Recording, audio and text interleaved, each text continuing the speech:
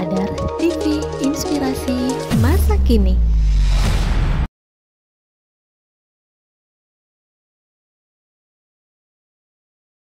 Assalamualaikum warahmatullahi wabarakatuh.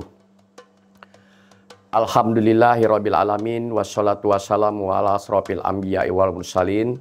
Asyhadu an la ilaha illallah wahdahu la syarikalah wa asyhadu anna Muhammadan abduhu wa rasuluhu, amma ba'd. Alhamdulillah, hari ini kita sudah memasuki bulan Ramadan dan berpuasa saum yang kedua.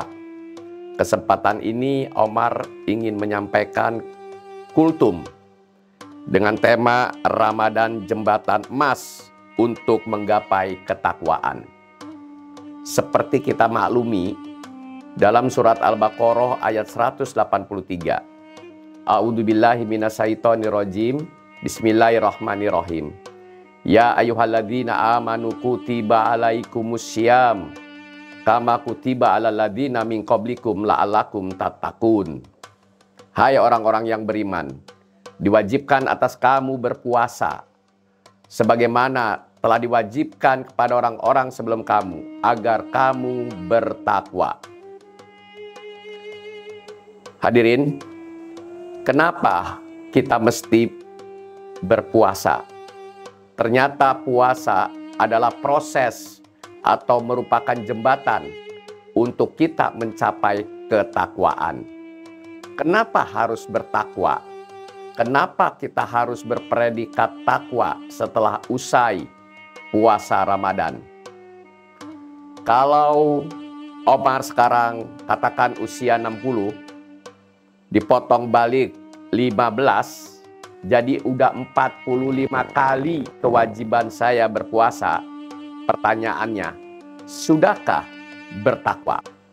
Nah, di dalam surat Al-Imran ayat 103, yang artinya, bersegeralah dalam ampunan Allah dan kepada surga yang luasnya seluas langit dan bumi, yang disediakan untuk orang-orang yang bertakwa. Ternyata predikat surga itu berdampak positif, yaitu masuk ke dalam surga yang luasnya seluas langit dan bumi. Kalau Omar sudah puasa 45 kali, masa sih nggak bertakwa? Tapi apa ia bertakwa? Mari kita lihat apa itu takwa. Ternyata berpuasa itu baru merupakan proses untuk mencapai takwa. Sehingga berulang kali kita berpuasa di bulan Ramadan, belum tentu kita akan mendapatkan predikat takwa. Karena di akhir surat Al-Baqarah 183, la'allakum tattaqun, mudah-mudahan bertakwa. Nah, untuk bertakwa tentunya kita pernah dengar, kita pernah perhatikan menurut Imam Ghazali bahwa puasa itu ada 3 bentuk. Yang pertama, puasa am, puasa umum, yaitu puasa hanya menahan lapar dan haus.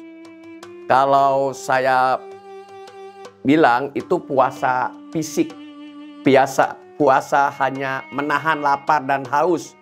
Yang bersuami istri, yang sudah berstatus suami istri, bisa menahan di siang hari untuk tidak melakukan hubungan suami istri itu. Itu baru puasa umum. Kalau hanya puasa seperti itu, apakah kita bertakwa? Masih jauh saya kira. Nah, yang kedua, puasa khusus. Puasa khusus itu adalah puasa selain dia melakukan menahan lapar dan haus serta hubungan seksual di siang hari, dia juga berpuasa jiwa. Berpuasa jiwa itu adalah puasa yang dia bisa selalu memohon ampun.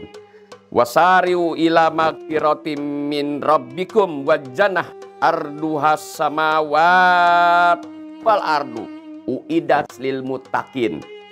Yaitu dia juga senantiasa memohon ampun, memohon kesalahan-kesalahan apa yang telah dilakukan baik sengaja maupun tidak sengaja. Dan juga dia kepada ampunan dari Tuhanmu dan kepada surga yang luasnya seluas langit dan bumi yang disediakan untuk orang-orang yang bertakwa. Nah, ciri yang bertakwa nih adalah orang yang segera dia berpuasa jiwa. Di surat yang sama ayat 134-nya, alladzina yunfikuna fis wad-dharai wal kadhimina wal ghaiz wal afina anin nas wallahu yuhibbul muhsinin. Yaitu orang yang segera menafkahkan hartanya di waktu lapang dan sempit. Merupakan ciri-ciri takwa itu juga adalah merupakan puasa jiwa. Pada saat kita menafkahkan harta kita di waktu lapang dan sempit, kita untuk berusaha tidak menahan kekikirannya, menahan untuk dia tidak dermawan. Jadi dia menjadi dermawan, menjadi gemar bersedekah, baik di waktu lapang dan sempit. Yang kedua, puasa jiwa itu adalah mampu mengendalikan hawa nafsu untuk marah. Dia juga sanggup untuk melepaskan ego dan emosinya. Apalagi jika ego dan emosinya memancing untuk marah, dia bisa tahan. Selain dia bisa menahan lapar dan haus, dia juga bisa mampu menahan kekikiran, menahan ego, yaitu mampu menahan amarah, dan juga memaafkan kesalahan orang lain. Dia juga gemar untuk selalu memberi maaf kepada orang lain. Dia tidak segan-segan mengaku kesalahannya dan meminta maaf. Bahkan dia merupakan gudangnya maaf.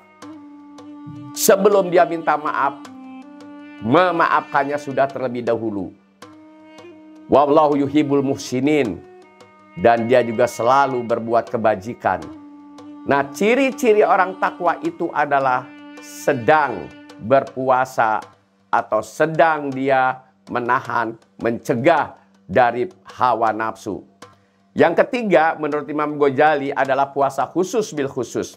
Selain dia berpuasa 1, 2, dan yang ketiga adalah dia juga khusus di waktu malam hari, saat di malam Ramadan.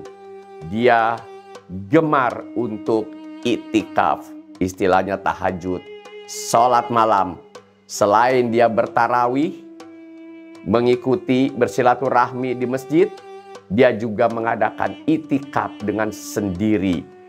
Dia juga mau memahami ayat-ayat Allah karena dia menyadari bahwa salah satu bersyukur dari pemberian Allah terhadap pendengaran, penglihat hatinya adalah digunakan untuk memahami ayat-ayat Allah, sehingga dia juga berpuasa untuk mengecas ruhnya, belajar memahami ayat-ayat Allah sebagai petunjuk pedoman hidupnya, sehingga apa yang ia lakukan di dalam kehidupan sehari-hari, dia lakukan atas dasar petunjuk Allah yang ada di Quran dan ada di hadis Nabi yang sahih pastinya. Hadirin, kultum ini mengingatkan kepada kita bahwa puasa adalah kesempatan. Puasa adalah merupakan jembatan emas untuk menggapai ketakwaan. Dengan 30 hari kita dibina untuk selalu memohon ampun kepada Allah di bulan Ramadan. Karena 10 hari di bulan Ramadan itu kita pernah dengar dalam hadis adalah Rahman, penuh kasih sayang. Wujud kita ingin mendapatkan kasih sayang Allah, maka juga kita harus menyayangi, mengasihi keluarga. Dengan refleksi kegiatan berbuka bersama, sholat tarawih berjamaah, bertadarusan berjamaah dengan penuh kasih sayang itu. 10 hari kedua disebutkan maghfirah, yaitu penuh dengan pengampunan. Maka kita juga diwujudkan dengan perbuatan kita memaafkan kesalahan orang lain, mengampuni kesalahan diri sendiri, dan juga mengampuni kesalahan orang lain. Puluhan yang ketiga adalah itqum minanar. Istilahnya motivasi bahwa kita diharamkan untuk masuk ke neraka. Pada 10-an hari ketiga kita itikaf, kita akan mendapat pencerahan yang begitu terang, seterang 1000 bulan.